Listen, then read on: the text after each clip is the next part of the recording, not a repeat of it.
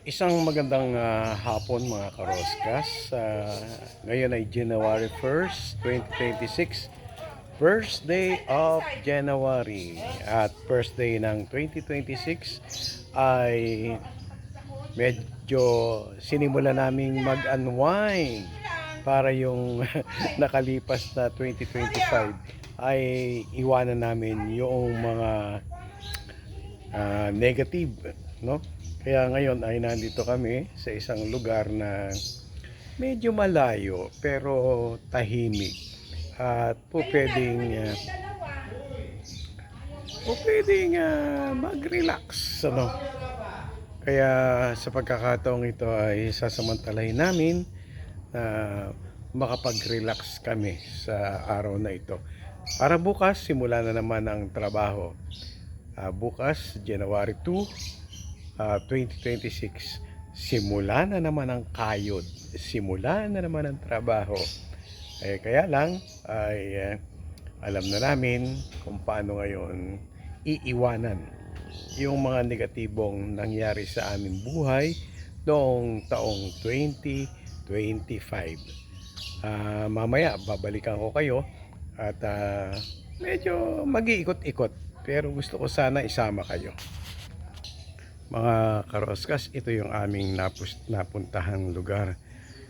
Kung ang problema ninyo ay kung paano kayo mag-unwind, paano kayo magre-relax, at kung kayo ay pagod na sa inyong trabaho, pwede kayong pumunta rito sa lugar na ito.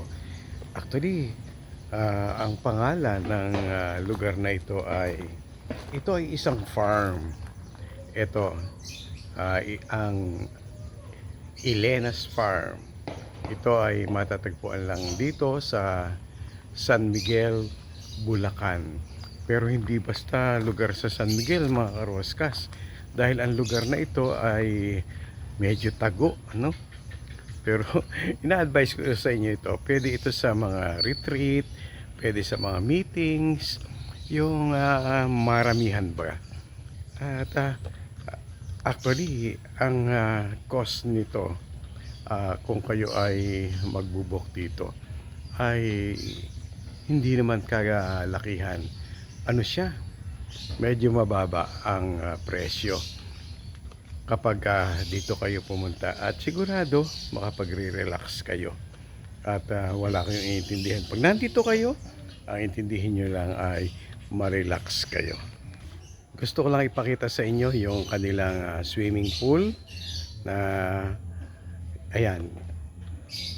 Maganda yung kanilang swimming pool, malinis at medyo simple, pero kung titingnan natin ay palagay ko kung mahilig kayong mag-swimming, marirelax kayo. Lalo na kung sa gabi, titingnan natin ito mamaya kapag gabi.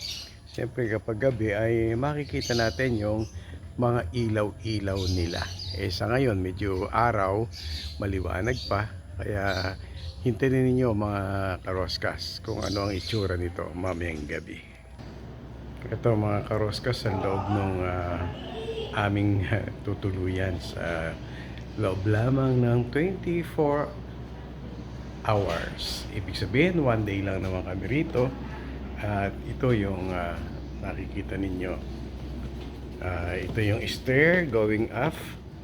At makikita nyo rito yung itaas ng aming tutuluyan. Yan, no? Ito.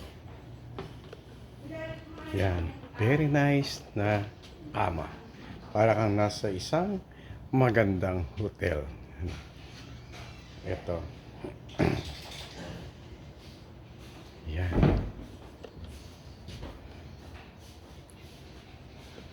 Feeling comfortable kung ikaw ay mamamahinga na sa gabi. Yan.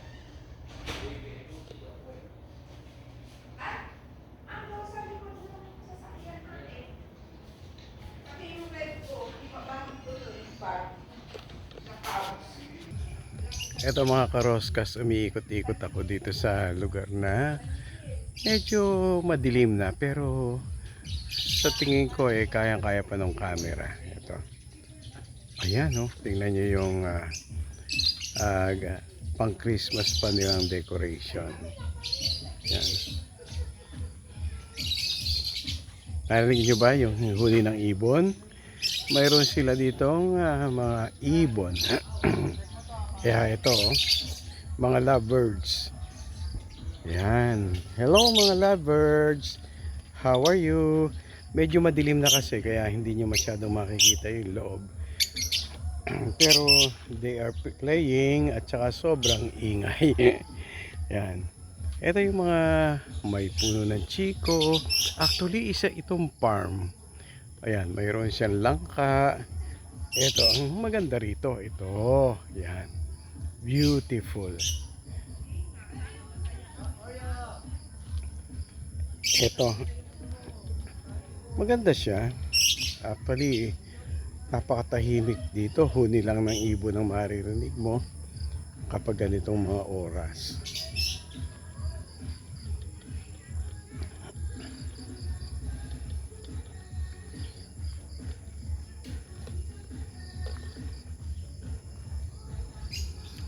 Ito, marami siyang halaman actually mga karoskas. Ito ang ganda, oh.